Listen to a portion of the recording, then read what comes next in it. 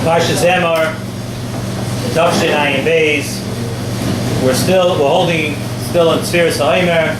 Today was Lag BaOmer, in case anybody didn't know. It happens to be that in this week's Parsha, the Psukim talk about the Yom Tovim, and we discuss Nesivas Shalom. Usfartim lachem mimocharas haShabbat miyoim aviachem esaymer atzunufa. We talk about the Indian of Sfira, and just to continue with what we were doing the last couple of weeks, we were making an effort to try to use the days of Sfira to climb, to improve our midas, to talk about different things, to improve ourselves before Kabbalas HaTorah. An interesting thought: the Mishnah in last week's Pirkei Avos again, Perek Gimel, says, Hu haya omer, kol sheruach habriyos noiche himenu. Anyone who is pleasing to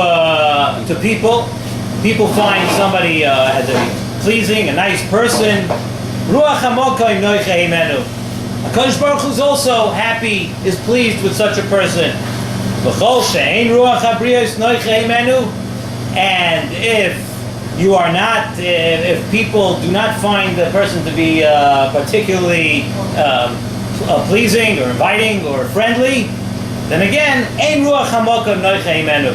The Mishnah says that one is totally in the other. So Nesivas Shalom asks, what would ruach habriyos, which means what human people feel? Human people feel what? Feel something in the olam hagashmi. What would ruach habriyos have to do with ruach hamokom? Why is there a correlation between if people like you and people are pleased with you, then HaKadosh Baruch Hu likes you too? I'm sure if you thought about it, you could probably imagine that there probably are a nice amount of people who are very friendly to people on the street and very friendly to human beings, but yet their relationship with HaKadosh Baruch Hu is not too good. When they go home, they're not so. When they're not in front of people, or when they are not trying to please friends, they're not exactly being Mekayim mitzvahs the way HaKadosh Baruch Hu would have liked. So why do we say that there's a direct correlation between somebody who people like, HaKadosh Baruch Hu likes you automatically? What's one question? There's a Mishnah in Perek Hey in Pirkei Avos. The Mishnah tells us that if you have a person who has Ayin Toiva or Ruach Nemucha and Nefesh Shvala, in other words, somebody, first of all, Ayin Toiva, he has a good eye. He looks at the good of other people, always notices the good of other people, doesn't really want to see the bad in other people. Then Ruach Nemucha, somebody who's like meek in spirit, somebody who's not haughty, and Nefesh Shvala, somebody who's humble. So somebody who has those midos is a Talmud of Avraham Avinu. That's what the Mishnah says. And somebody who has the opposite midos is a Talmud of Bilam Harasha. So we know that if I were to ask you what was the trait of Avraham Avinu that stands out most, I am almost sure that most people here would say Chesed. The midah of Avraham Avinu was Chesed. The trait of Avraham Avinu is Chesed. So if I'm going to ask you what is a midah of Avraham Avinu, you're going to tell me if you want to be a Talmud of Avraham Avinu, you have to have Chesed. Yet we see that the Mishnah doesn't say anything about Chesed at all. The Mishnah says that somebody who's a Talmud of Avraham Avinu, he should have an Ayin Toiva. He should be humble. So why is it that the most prominent trait of Avraham Avinu is left out? We don't say anything about Chesed at all. You're a Talmud of Avraham Avinu if you're humble or if you have an Ayin Toiva. So Nesivas Shalom says, he teaches us something about midas in general, something which is very interesting, and something which is the yesod about midas. He said there is a root, a midah has a root in a person. If it's a good midah, if it's a bad midah, there are certain roots of midas that are in a person. And besides those roots, there are things that come out of the midas. In other words, there's a root problem or something which is root of good in a person, and then there are other midas that come out that are a result of those roots. The Nesivas Shalom says that the biggest root problem for all bad midas is what we were discussing a little bit last week also, is something called yeshus, where a person thinks a lot of oneself. You know, basically his day is taken up thinking about himself. You know, a person's life revolves around, first of all, thinking about himself, and what follows that is also satisfying oneself, trying to satisfy himself, his guf in many different ways, or his taivas, and a person that's very worried just about himself.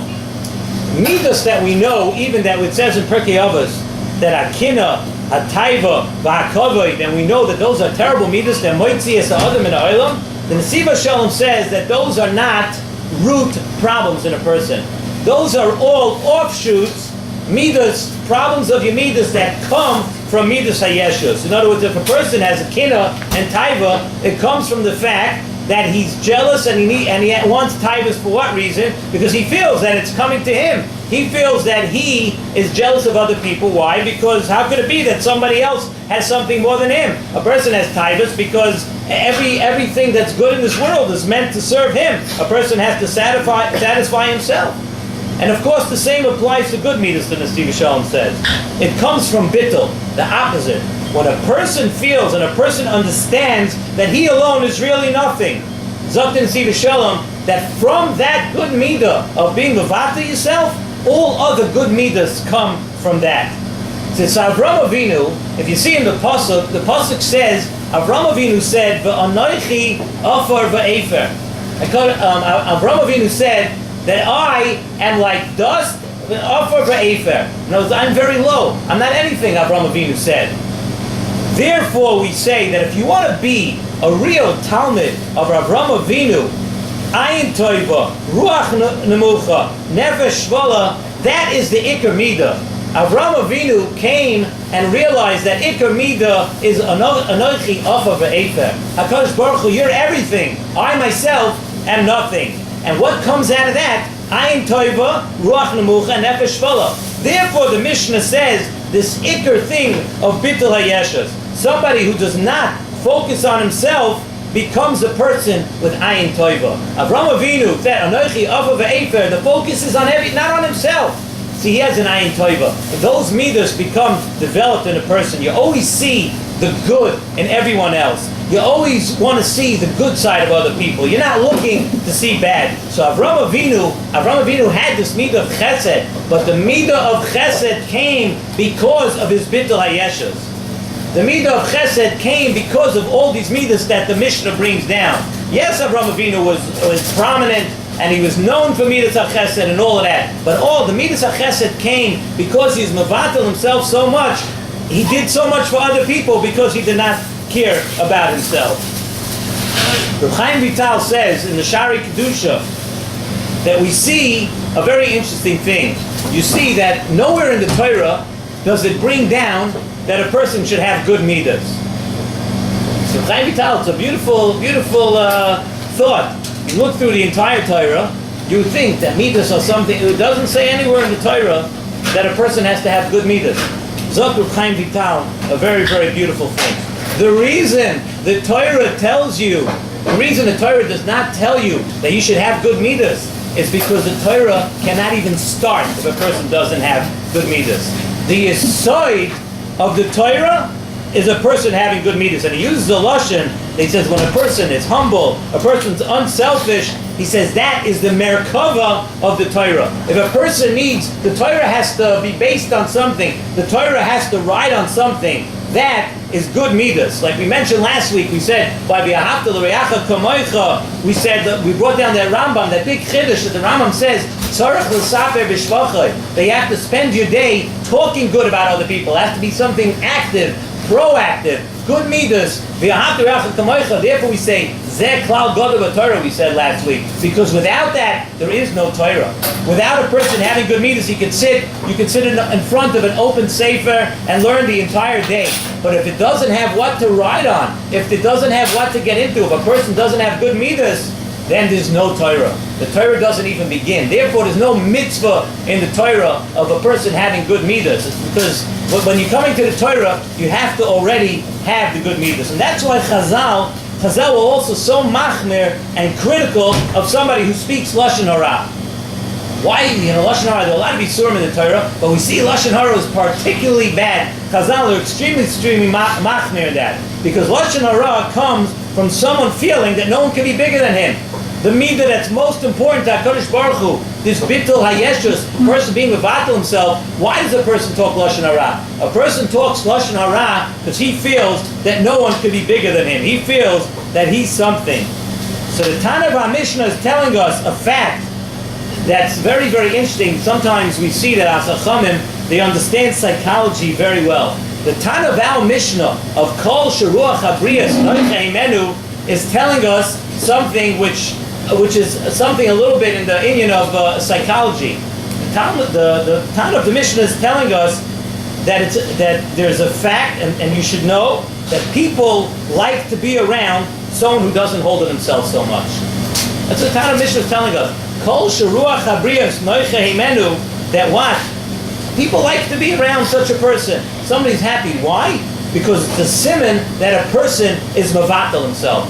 It's a siman that a person, if people like to be around somebody else, because they don't feel threatened. They don't feel that the person feels so much about himself that there's no room for you. The Tana is telling us that people like to be. And so if we know that all of this comes from a person being mevatel himself, it must be the reason he's being mevatel himself, it must be because we know HaKadosh Baruch Hu likes people who are humble. Therefore, Taka follows in the Mishnah. Kol sheruach habriyos noicha imenu. Anyone who people hang around, people are happy to be with such a person, it must be because he's mevatel himself to Hashem. It must be he doesn't hold a lot of himself. Therefore, Taka goes straight. The correlation in the Mishnah is very good. Kol sheruach habriyos noicha imenu. Automatically, HaKadosh Baruch Hu likes you because you have the midah that HaKadosh Baruch Hu likes. You have that midah.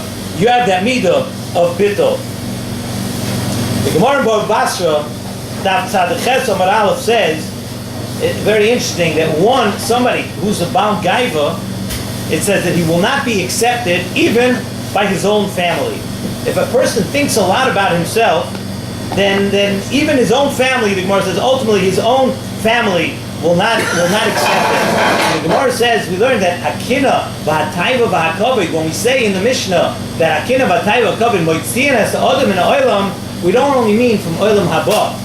Moitzian es ha'olam havada, we understand that when you come to olam haba, the Rebbeinu Shalom says, I can't live with a Baal Gaiva. A person who's a Baal Gaiva, a person who's a Baal Lashon Hara, a person who always has to knock down other people, those people, Olam Haba, we understand. But Kina Vatayva Vakavod is telling you, you're not even going to have enjoyment here in Olam Hazeh. Because in the Gemara of Bava Basra it says, right, what we just said, even your family, even those people around you, don't like somebody who has a midah hayeshus, somebody who feels that he is something. People like, and the Rebbeinu Shalom like, somebody who is humble and somebody who doesn't push himself so much. And this is a lesson, Taka, we could take with us in Sfira as we try to grow toward Kabbalah HaTorah. Like we said tonight, Kabbalah HaTorah means being Makabel the Torah.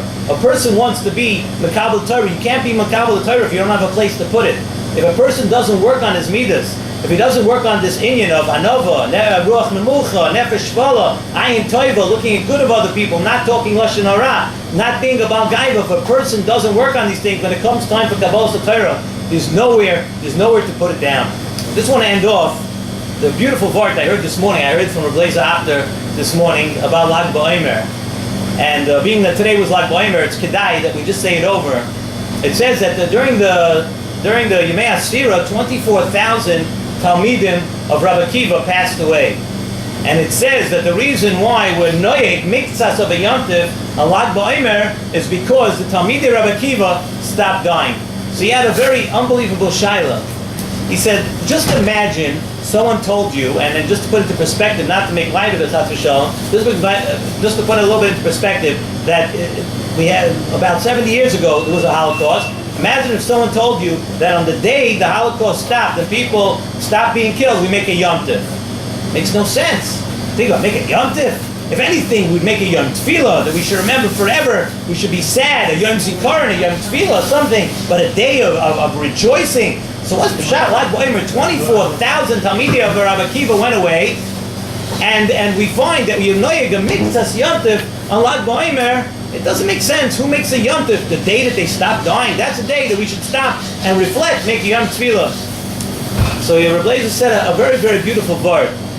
He said that what does Rabbi Akiva teach us? Rabbi Akiva was the one who saw that every little bit, when you get started, it says Rabbi Akiva saw the water dripping on the rock, and he saw a hole through the rock. Rabbi Akiva realized that he himself, even though he had learned Torah and he wasn't, but the Torah wasn't going in.